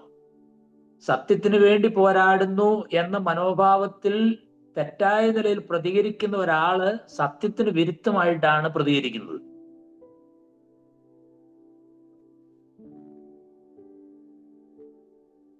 ഇപ്പൊ ഒരു ഉപദേശ സത്യം നമ്മൾ ആളുകളെ പഠിപ്പിക്കാനായിട്ട് ശ്രമിക്കുമ്പോഴും ആ ഉപദേശ സത്യം സ്നേഹത്തിന്റെ ആത്മാവിൽ നമുക്ക് പറയാൻ കഴിയുന്നില്ലെങ്കിൽ ഞാൻ പഠിപ്പിക്കുന്ന ഉപദേശ സത്യം അത് മറ്റൊരു സത്യത്തെ ലംഘിച്ചുകൊണ്ടാണ് പറയാനായിട്ട് ശ്രമിക്കുന്നത്. സ്നേഹത്തിൽ സത്യം സംസാരിക്കണം എന്ന് പറയുന്ന സത്യത്തെ ലംഘിച്ചുകൊണ്ടാണത് സംസാരിക്കുന്നത്. അപ്പൊ നമ്മളൊരു സ്വയം വിമർശനം ആവശ്യമാണ്, ഒരു സ്വയം വിലയിരുത്തൽ ആവശ്യമാണ് എപ്പോഴും. അങ്ങനെയുള്ളവർക്കാണ് ശരിയായ സ്വഭാവത്തില് പ്രതികരിക്കുവാനായിട്ട് സാധിക്കുകയുള്ളൂ. മാത്രമല്ല, മറ്റുള്ളവരുടെ നന്മ ആഗ്രഹിക്കുക എന്നുള്ളതും ഏതൊരു വിവാദത്തോടും ഇടപെടുന്ന ആളുകളുടെ മനസ്സിലുണ്ടായിരിക്കേണ്ടതാണ്. സ്നേഹത്തിലാണ് പ്രവർത്തിക്കുന്നതെങ്കിൽ മറ്റുള്ളവരുടെ നന്മയും ആത്മീയ അഭിവൃദ്ധിക്കും വേണ്ടി എപ്പോഴും ചിന്തിച്ചുകൊണ്ടിരിക്കും. അപ്പൊ സ്നേഹത്തിൽ പ്രവർത്തിക്കുക എന്നുള്ളതാണ്. സ്വന്തം അഭിപ്രായത്തിന് വേണ്ടി ശാഠ്യം പിടിക്കുകയോ തന്റെ കോപം പ്രകടിപ്പിക്കുകയോ ചെയ്യാതെ മറ്റുള്ളവരുടെ അഭിപ്രായങ്ങളെ മാനിക്കുകയും സഭയുടെ പ്രയോജനം എന്ത് എന്ന് ചിന്തിക്കുകയും ചെയ്യുന്ന ഒരു വ്യക്തിക്ക് യഥാർത്ഥത്തിൽ നല്ല നിലയിൽ ഏതൊരു വിവാദങ്ങളോടും പ്രതികരിക്കാനായിട്ട് സാധിക്കും. ദൈവത്തിന്റെ പരിശുദ്ധാത്മാവിൽ പ്രവർത്തിക്കുക എന്ന് പറഞ്ഞാൽ മറ്റുള്ളവരുടെ ഗുണത്തിനും നന്മയ്ക്കും പ്രഥമ സ്ഥാനം നൽകുക എന്നാണ് അതിന്റെ അർത്ഥം. സ്നേഹത്തിൽ പ്രവർത്തിക്കുക എന്ന് പറഞ്ഞാൽ അതിന്റെ അർത്ഥം അതാണ്. മറ്റുള്ളവരുടെ നന്മയ്ക്കും ഗുണത്തിനും പ്രഥമമായ സ്ഥാനം നൽകി സംസാരിക്കുമ്പോൾ, പ്രതികരിക്കുമ്പോൾ ഏത് വിവാദങ്ങളെയും ശരിയായ നിലയിൽ നമുക്ക് അഭിമുഖീകരിക്കാനായിട്ട് സാധിക്കും. മാത്രമല്ല, ഒരു വിവാദം നമ്മൾ അഭിമുഖീകരിക്കുന്ന സമയത്ത്, ഒരു അഭിപ്രായ വ്യത്യാസം ഉണ്ടാകുന്ന സമയത്ത് ആത്മനിറവുള്ള ആളുകളുടെ ആലോചനകൾ കേൾക്കുക എന്നുള്ളത് വളരെ പ്രധാനപ്പെട്ടതാണ്. സഭയുടെ നേതൃത്വത്തിലുള്ളവരെ പരിശുദ്ധാത്മാവാണ് ആ സ്ഥാനത്തേക്ക് കൊണ്ടുവന്നിരിക്കുന്നത് നമ്മൾ എപ്പോഴും തിരിച്ചറിയേണ്ടത് ആവശ്യമാണ്. കാരണം പരിശുദ്ധാത്മാവ് അധ്യക്ഷരാക്കി വെച്ചവർ എന്നാണല്ലോ മൂപ്പന്മാരെ കുറിച്ച് പറയുന്നത്. അപ്പോൾ ഒരു ഭിന്നത വന്നാൽ സഭാ നേതൃത്വത്തെ നമ്മൾ അറിയിക്കുകയും അവരോട് ആലോചന ചോദിക്കുകയും അവരുടെ നിർദ്ദേശം കേൾക്കുകയും ചെയ്യണം. കാരണം ആ സ്ഥാനത്ത് ദൈവത്തിന്റെ പരിശുദ്ധാത്മാവ് അവരെ കൊണ്ടുവന്ന് വെച്ചിരിക്കുന്നു എന്ന് നമുക്ക് ബോധ്യമുണ്ടെങ്കിൽ അവർ ആ സഭയുടെ പ്രയോജനത്തിനും നന്മയ്ക്കും വേണ്ടിയിട്ടുള്ള നല്ല ആലോചനകളാണ് തരുന്നത് എന്നുള്ളതായിരിക്കുന്ന ബോധ്യത്തിലാണ് നമ്മൾ അവരെ ആ നിലയിൽ അംഗീകരിച്ചിരിക്കുന്നത്. അങ്ങനെയാണെങ്കിൽ അവരുടെ ആലോചന നമ്മൾ തേടണം. ഒരു പ്രശ്നത്തെ എങ്ങനെ അഭിമുഖീകരിക്കണം, അവർ പറയുന്ന ആലോചന എന്താണ്, അത് നമ്മൾ കേൾക്കേണ്ടത് ആവശ്യമാണ്. ഒരു ഭിന്നത വന്നാൽ സഭാ നേതൃത്വത്തെ നമ്മൾ അറിയിക്കുക, അവരോട് ആലോചന ചോദിക്കുക, അവരുടെ നിർദ്ദേശങ്ങൾ കേൾക്കുക. പലതും അവരിൽ നിന്ന് മറച്ചു വെച്ച് സ്വന്തം ഇഷ്ടപ്രകാരം പ്രവർത്തിക്കാനാണ് പലപ്പോഴും ഇഷ്ടപ്പെടുന്നത്. പല ഭിന്നതകളുടെ അടിസ്ഥാന കാര്യം എന്ന് പറയുന്നത് അതാണ്. സഭയിലെ നേതൃത്വത്തിലുള്ളവര് പലപ്പോഴും അറിയുന്നത് ഭിന്നതകളൊക്കെ വളരെ വഷളായി കഴിയുമ്പോഴാണ്. മാത്രമല്ല, ആത്മനിറവുള്ളതായിരിക്കുന്ന മറ്റു വിശ്വാസികളോട് നമുക്ക് അഭിപ്രായങ്ങൾ ചോദിക്കാം. തന്റെ പക്ഷം നിൽക്കുമെന്ന് തോന്നുന്നവരെ കൂട്ടുപിടിച്ച് ഭിന്നത ഉണ്ടാക്കുന്ന പല വിശ്വാസികളുമുണ്ട്. അവരോടല്ല നമ്മൾ അഭിപ്രായം ചോദിക്കേണ്ടത്. ആത്മനടത്തിപ്പുള്ളവരോടും സഭയുടെ നന്മ ആഗ്രഹിക്കുന്നവരോടും നമുക്ക് അഭിപ്രായങ്ങൾ ആരായുകയും അഭിപ്രായങ്ങൾ ചോദിക്കുകയും ചെയ്യാം, ആലോചന തേടാം. അതിൻ്റെയൊക്കെ അടിസ്ഥാനത്തിൽ നമുക്ക് നല്ല നിലയിൽ ഏത് സാഹചര്യങ്ങളെയും അഭിമുഖീകരിക്കാനായിട്ട് നമുക്ക് സാധിക്കും. അതൊരു കുടുംബത്തിലെ പ്രശ്നമാണെങ്കിലും ഒരു സഭയിലെ പ്രശ്നമാണെങ്കിലും ആത്മനിറവുള്ളവരുടെ ആലോചന തേടുന്നവരായിരിക്കുന്ന ആളുകൾക്ക് ഏത് വിവാദ വിഷയങ്ങളെയും നല്ല നിലയിൽ അഭിമുഖീകരിക്കാനും അതിനെ കൈകാര്യം ചെയ്യാനും സാധിക്കും. മാത്രമല്ല, മറ്റുള്ളവരോട് ശാന്തതയോടും സൗമ്യതയോടും കൂടെ നമ്മൾ പെരുമാറണം. ഒരു പ്രശ്നത്തെ അഭിമുഖീകരിക്കുമ്പോൾ അതിനെ കൈകാര്യം ചെയ്യുന്നവർ വിജയിക്കണമെങ്കിൽ ശാന്തതയും സൗമ്യതയും അത്യന്താപേക്ഷിതമാണ്. തിമോത്തിയോസിന് എഴുതിയ 2-ാമത്തെ ലേഖനം അതിന്റെ 2-ാം അധ്യായം 24 മുതൽ 26 വരെയുള്ള വാക്യങ്ങളില് അപ്പോസ്തലനായ പൗലോസ് പറയുന്നത് ഇങ്ങനെയാണ്: കർത്താവിന്റെ ദാസൻ ശണ്ടയിടാതെ എല്ലാവരോടും ശാന്തനും ഉപദേശിപ്പാൻ സമർത്ഥനും ദോഷം സഹിക്കുന്നവനുമായിട്ട് അത്ര ഇരിക്കേണ്ടത്. വിരോധികൾക്ക് സത്യത്തിന്റെ പരിജ്ഞാനത്തിനായി മാനസാന്തരം നൽകുമോ എന്നും പിശാചിനാൽ പിടിപ്പെട്ട് കുടുങ്ങിയവരാകയാൽ സുബോധം പ്രാപിച്ച് അവന്റെ ഗണിയിൽ നിന്ന് ഒഴിഞ്ഞ് ദൈവേഷ്ടം ചെയ്യുമോ എന്നും വെച്ച് അവരെ സൗമ്യതയോടെ പഠിപ്പിക്കേണ്ടതും ആകുന്നു. അപ്പൊ ഈ വേദഭാഗം വ്യാജ ഉപദേഷ്ടാക്കളെയും അവരുടെ അനുയായികളെയും കുറിച്ച് പറയുന്നതാണെങ്കിലും ഉപദേശപരമായി വിയോജിപ്പുള്ളതായിരിക്കുന്ന സഹോദരന്മാരോട് നമ്മൾ എങ്ങനെ പെരുമാറണം എന്നതിനൊരു നല്ല വഴികാട്ടി കൂടിയാണ് ഈ വേദഭാഗം. വിയോജിപ്പുള്ളവരെ പരിഹസിക്കാതെ, അവരെ അവഗണിക്കാതെ, അവരുടെ അഭിപ്രായങ്ങളെ കേട്ട് ശാന്തമായും സൗമ്യമായും അവരെ സത്യങ്ങൾ പഠിപ്പിക്കണമെന്നാണ്. ശണ്ടയിടാതെ ദോഷം സഹിച്ച് ശാന്തമായി സമർത്ഥനായ ഒരു ഉപദേശകൻ എന്ന നിലയിൽ അവരെ ദൈവത്തിന്റെ വചനം പഠിപ്പിക്കുക എന്നുള്ളതാണ് കർത്താവിന്റെ ദാസന്മാര് ചെയ്യേണ്ടത്. അവരെ നേടുക, അവരെ പിശാചിന്റെ കെണിയിൽ നിന്ന് വിടുവിക്കുക. ആ ഒരു ആത്മാർത്ഥമായ ലക്ഷ്യത്തോടു കൂടെ ശാന്തമായും സൗമ്യമായും ഉപദേശപരമായ വിഷയങ്ങളിൽ അഭിപ്രായ വ്യത്യാസങ്ങൾ വരുമ്പോൾ അവരെ ആ അഭിപ്രായ വ്യത്യാസങ്ങൾ പരിഹരിച്ച് ഐക്യത്തിലേക്ക് കൊണ്ടുവരാനായിട്ട് ദൈവത്തിന്റെ ദാസന്മാർ ശ്രമിക്കണമെന്നാണ്. ഏതെങ്കിലും ഒരു വിഷയത്തിലെ അഭിപ്രായ വ്യത്യാസങ്ങൾ ആരെങ്കിലും പറയുമ്പോൾ അവരെ പരിഹസിക്കുകയും നിന്ദിക്കുകയും അവഗണിക്കുകയും അവർക്കെതിരെ ജഡീകമായ നിലയിലൊക്കെ പ്രതികരിക്കുകയും ചെയ്താൽ ആ പ്രശ്നങ്ങളെ നല്ല നിലയിൽ കൈകാര്യം ചെയ്യാനായിട്ട് നമുക്ക് കഴിയില്ല. അഭിപ്രായ വ്യത്യാസങ്ങളൊക്കെ പറയാനുള്ളതായിരിക്കുന്ന സ്വാതന്ത്ര്യമുള്ളപ്പോൾ തന്നെ ആ അഭിപ്രായ വ്യത്യാസങ്ങളെ നമ്മൾ കൈകാര്യം ചെയ്യുന്നത് ബന്ധങ്ങൾ നിലനിർത്തിക്കൊണ്ടായിരിക്കണം. ബന്ധങ്ങളെ നഷ്ടപ്പെടുത്തിക്കൊണ്ട് നമുക്ക് അഭിപ്രായ വ്യത്യാസങ്ങളെ കൈകാര്യം ചെയ്യാനായിട്ട് സാധിക്കില്ല. അഭിപ്രായ വ്യത്യാസം പറയുന്ന ആളുകളോട് ശണ്ടയിട്ടാൽ പ്രശ്നങ്ങൾക്ക് പരിഹാരം ഉണ്ടാകുകയില്ല. വളരെ ശാന്തമായും സൗമ്യമായും സത്യങ്ങളെ അവർക്ക് ഗ്രഹിപ്പിച്ചു കൊടുക്കാനുള്ള കഴിവാണ് യഥാർത്ഥത്തിലെ ഒരു സമർത്ഥനായിരിക്കുന്ന ഉപദേശകൻ പ്രാപിച്ചെടുക്കേണ്ടതായിരിക്കുന്ന കാര്യം എന്ന് പറയുന്നത്. അങ്ങനെയുള്ളിടത്ത് വിവാദങ്ങളെ നമുക്ക് ശരിയായ നിലയിൽ കൈകാര്യം ചെയ്യാനായിട്ട് സാധിക്കും. ഗലാത്യയിലുള്ള വിശ്വാസികൾക്ക് അത് കഴിഞ്ഞില്ല. ഉപദേശപരമായ ഭിന്നതയാണ് അവിടെ ഉണ്ടായത്. എന്നാൽ പൗലോസ് പറയുകയാണ്, നിങ്ങൾ ഉദ്ദേശിക്കുന്ന കാര്യങ്ങൾ നടക്കണമെങ്കിൽ ദൈവാത്മാവിന്റെ നിയന്ത്രണത്തിൽ മാത്രമേ ആ വിഷയങ്ങളോട് നേരിടാവുള്ളൂ, എങ്കിലേ വിജയിക്കാനായിട്ട് സാധിക്കൂ. മാത്രമല്ല, താഴ്മയുള്ളവരായിരിക്കണം എന്നാണ്. തെറ്റുകൾ സംഭവിച്ചു പോയാൽ, ഇനി ഒരു സംഭാഷണത്തിൽ ഒരു വിവാദ വിഷയം കൈകാര്യം ചെയ്യുന്ന അവസരത്തിൽ തെറ്റ് സംഭവിച്ചാൽ അത് സമ്മതിക്കാനും തിരുത്താനുമുള്ള ഒരു വിനയമാണ് ഏതൊരു വ്യക്തിക്കും വേണ്ടത്. സ്വന്തം പെരുമാറ്റത്താൽ ഉണ്ടായതായിരിക്കുന്ന, സഭയിൽ ഉണ്ടായതായിരിക്കുന്ന കലക്കം അത് തിരിച്ചറിഞ്ഞ ഉടനെ വിനയപ്പെട്ട് കോപത്തിലും വെറുപ്പിലും ഒക്കെ നടത്തിയ പെരുമാറ്റത്തെക്കുറിച്ച് അനുതപിക്കണം. ദൈവസന്നിധിയിൽ തന്റെ തെറ്റുകൾ ഏറ്റുപറയണം.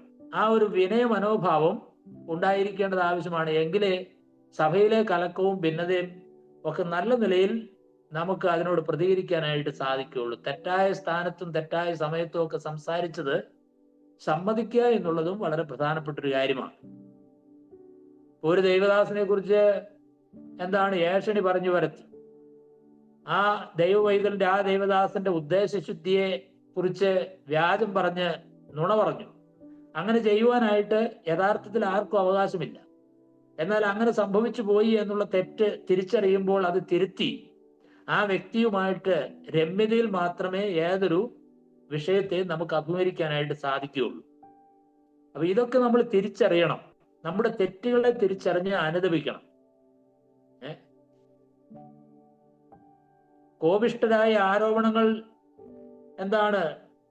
ഒരുപക്ഷെ സഭയുടെ മുൻപാകെയൊക്കെ പറഞ്ഞതായിരിക്കുന്ന കാര്യങ്ങൾ പിന്നീട് തെറ്റായി പോയി എന്ന് കാണുമ്പോൾ സഭയോട് തന്നെ മാപ്പ് പറയാനുള്ളതായിരിക്കുന്ന ഉത്തരവാദിത്വം വിശ്വാസികൾക്കുണ്ട്. ദൈവാത്മാവിനാൽ നിയന്ത്രിക്കപ്പെടുന്ന വിവാദങ്ങളെയൊക്കെ ശരിയായ നിലയിൽ കൈകാര്യം ചെയ്യാൻ ഇഷ്ടപ്പെടുന്നവരായിരിക്കുന്ന ആളുകൾ അങ്ങനെയാണ് അതിനോടൊക്കെ പ്രതികരിക്കുക. അപ്പോൾ താഴ്മയുള്ളവരായിരിക്കുക എന്നുള്ളത് വളരെ പ്രധാനപ്പെട്ട ഒരു കാര്യമാണ്. അപ്പോൾ ഓരോ ഭിന്നതയും നമ്മുടെ ക്രിസ്തീയ ജീവിതത്തിന്റെ യാഥാർത്ഥ്യത്തെ വെളിപ്പെടുത്തുന്നതായിരിക്കുന്ന കാര്യമാണ്. 1 കൊരിന്ത്യർ 11-ാം അധ്യായത്തിന്റെ 19-ാമത്തെ വാക്യത്തിൽ പറയുന്നത്, നിങ്ങളിൽ കൊള്ളാവുന്നവർ വെളിവാകേണ്ടതിന് ഭിന്നപക്ഷങ്ങളും ഉണ്ടാകേണ്ടത് തന്നെ എന്നാണ്. അപ്പോ എന്ന് പറഞ്ഞാൽ ഭിന്നപക്ഷങ്ങൾ ഉണ്ടാകുന്നത് എന്തിനാണ്? നമ്മുടെ ക്രിസ്തീയ ജീവിതത്തിന്റെ യാഥാർത്ഥ്യത്തെ അങ്ങനെയുള്ള സന്ദർഭങ്ങളിലാണ് വെളിപ്പെട്ടു വരുന്നത്. കൊള്ളാവുന്നവരാരാണെന്ന് തെളിഞ്ഞു വരുന്ന അത്തരം സന്ദർഭങ്ങളിലാണ്. അതുപോലെ തന്നെ ഗലാത്യ ലേഖനത്തിൽ നമ്മൾ വായിക്കുന്നത്, ആത്മാവിൽ നാം ജീവിക്കുന്നുവെങ്കിൽ ആത്മാവിനെ അനുസരിച്ച് നടക്കുകയും ചെയ്യുക. നമ്മൾ അന്യോന്യം പോരിന് വിളിച്ചും അന്യോന്യം അസൂയപ്പെട്ടുകൊണ്ട് വൃഥാഭിമാനികൾ ആകരുത്. അപ്പൊ ദൈവത്തിന്റെ വചനത്തിൽ പറയുന്നതായിരിക്കുന്ന കാര്യം, ഈ വിധ സ്വഭാവ സവിശേഷതകളൊക്കെ ഉള്ളവർക്ക് സഭയിൽ ഉണ്ടാകുന്ന കലഹത്തെയും ഭിന്നതയെയും വിഭാഗീയ ചിന്തകളെയും ഒക്കെ ശരിയായ നിലയിൽ കൈകാര്യം ചെയ്യുവാനായിട്ട് സാധിക്കുകയുള്ളൂ.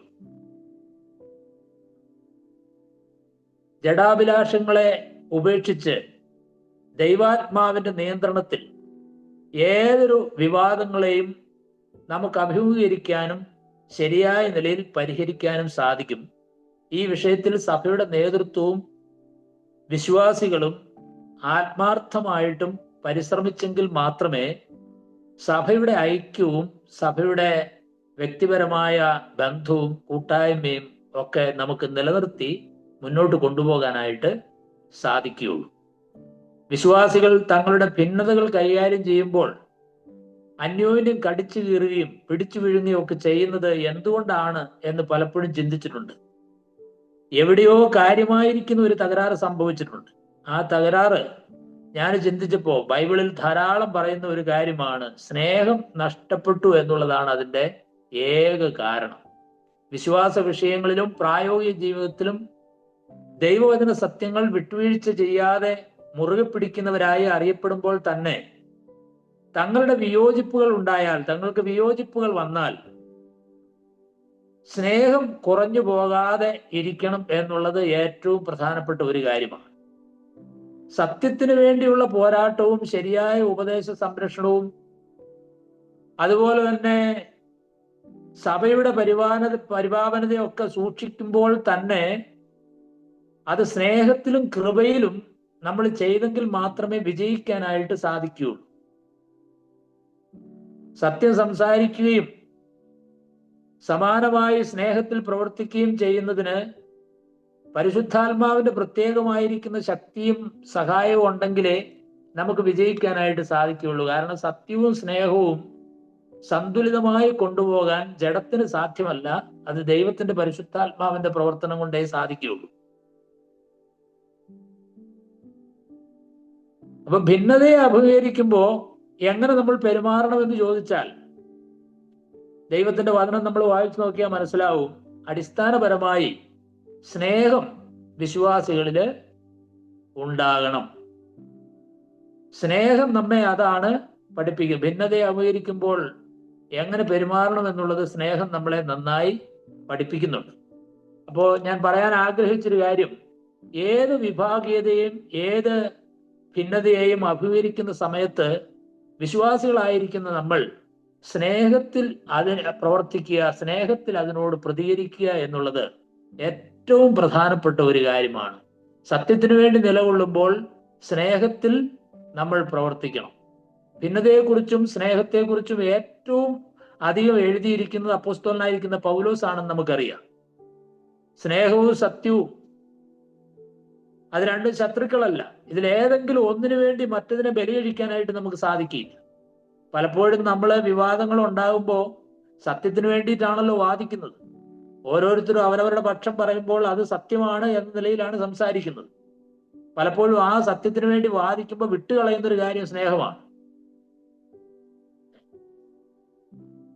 ശരിയായിരിക്കുന്ന സ്നേഹത്തിൽ സത്യം സംസാരിക്കാൻ നമുക്ക് കഴിയുന്നില്ല എങ്കിൽ നമ്മൾ സത്യമാണ് പറയുന്നത് എന്ന് പറയുന്നത് കൊണ്ടൊരു കാര്യവും ഇല്ല. കൊരിന്ത്യർ ലേഖനത്തിൽ നമ്മൾ വായിക്കുന്ന എന്താണ്? സ്നേഹം സത്യത്തിൽ സന്തോഷിക്കുന്നുവെന്നാണ്. സ്നേഹത്തിൽ സത്യം സംസാരിച്ചുകൊണ്ട് ക്രിസ്തു എന്ന തലയോളം സകലത്തിലും വളരണമെന്ന് എഫേസ്യ ലേഖനത്തിൽ നമ്മൾ വായിക്കുന്നുണ്ട്. അപ്പൊ ഭിന്നതയെ അഭിമുഖീകരിക്കുമ്പോൾ തന്നെ സ്നേഹത്തെ നമ്മൾ മുറുകെ പിടിക്കണം.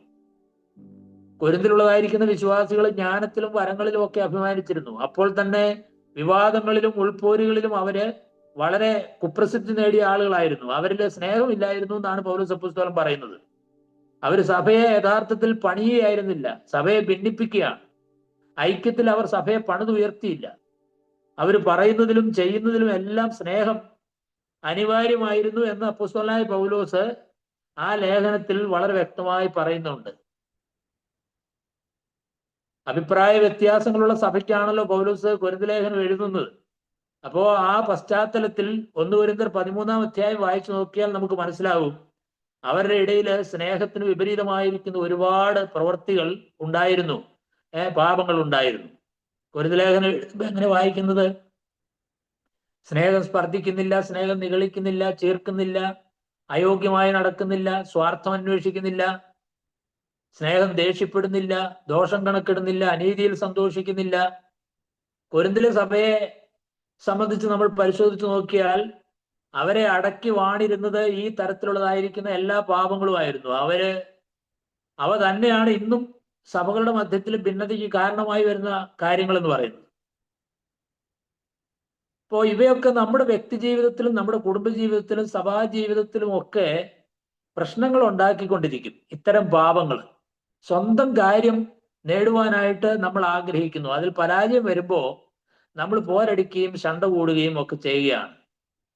നമ്മുടെ സ്വാർത്ഥ അഭിലാഷങ്ങളെ കുറിച്ച് ദൈവത്തിന്റെ വചനത്തിൽ പറയുകയാണ്. അപ്പോൾ ഇവിടെ പറയുന്നതായിരിക്കുന്ന കാര്യം എന്താണ്? ആ അഭിലാഷങ്ങൾ സാധിക്കാൻ വേണ്ടി പലപ്പോഴും നമ്മൾ ശണ്ടയിടുകയും വഴക്കിടുകയും ഒക്കെ ചെയ്യും. എന്നാൽ ഇവിടെ പറയുന്നതായിരിക്കുന്ന സ്നേഹം അതുപോലെ നമ്മുടെ ജീവിതത്തിൽ പ്രകടമാക്കുവാൻ, പ്രായോഗികമാക്കുവാനായിട്ട് നമുക്ക് സാധിക്കുന്നില്ല. യാക്കോബിന്റെ ലേഖനത്തിൽ നമ്മൾ വായിക്കുന്നത് നമ്മുടെ സ്വാർത്ഥാഭിലാഷങ്ങളെ കുറിച്ച് യാക്കോബ് പറയുമ്പോൾ നമ്മുടെ അവയവങ്ങളിൽ പോരാടുന്ന ഭോഗേച്ഛകളിൽ നിന്നാണ് ശണ്ടയും കലഹവും വരുന്നതെന്നാണ്. നിങ്ങൾ മോഹിക്കുന്നത് സാധിക്കാതെ വരുമ്പോൾ അസൂയപ്പെടുകയും കൊല്ലുകയും ചെയ്യുന്നു. അതുവഴി ഒന്നും സാധിക്കാത്തതിനാൽ നിങ്ങൾ കലഹിക്കുന്നു, ശണ്ടയിടുന്നു.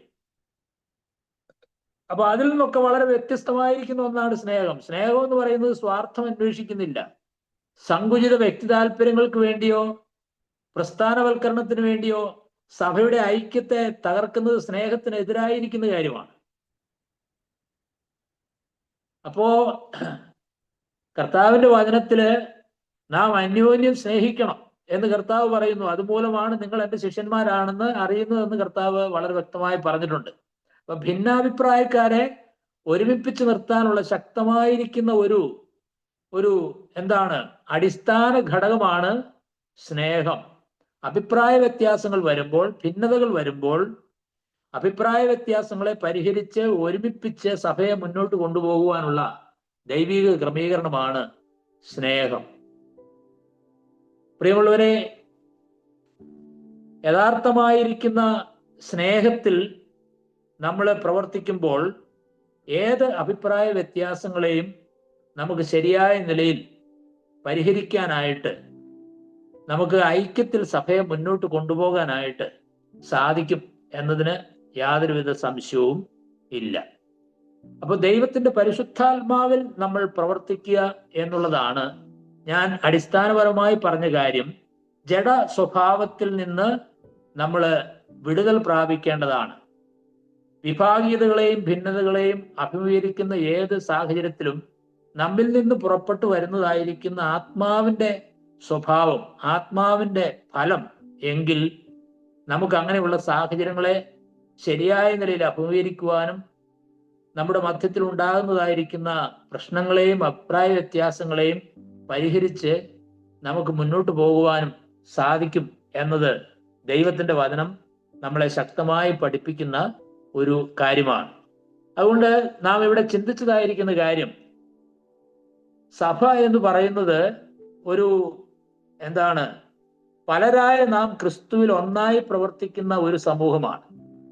അവിടെ വ്യത്യസ്തമായിരിക്കുന്ന അഭിപ്രായങ്ങൾ വന്നാൽ ആ ഒരുമിച്ച് പ്രവർത്തിക്കാനായിട്ട് ഉള്ള അടിസ്ഥാന ഘടകങ്ങൾ എന്താണ് എന്ന് തിരുവെഴുത്തിൽ വളരെ വ്യക്തമായി പറഞ്ഞിരിക്കുകയാണ്. ആ അടിസ്ഥാന കാര്യങ്ങൾ നമ്മുടെ പ്രായോഗിക ജീവിതത്തിൽ നമ്മൾ മുറുകെ പിടിക്കുന്നുവെങ്കിൽ തീർച്ചയായിട്ടും സഭ ഒരു ഐക്യത്തിൽ ഒരുമിച്ച് നിന്ന് കർത്താവ് ആഗ്രഹിക്കുന്നത് പോലെ പ്രവർത്തിക്കുന്ന ഒരു സമൂഹമായിട്ട് തീരും. അല്ല എങ്കിൽ അവിടെ വിഭാഗീയതകളും ഭിന്നതകളും ഉണ്ടാകും.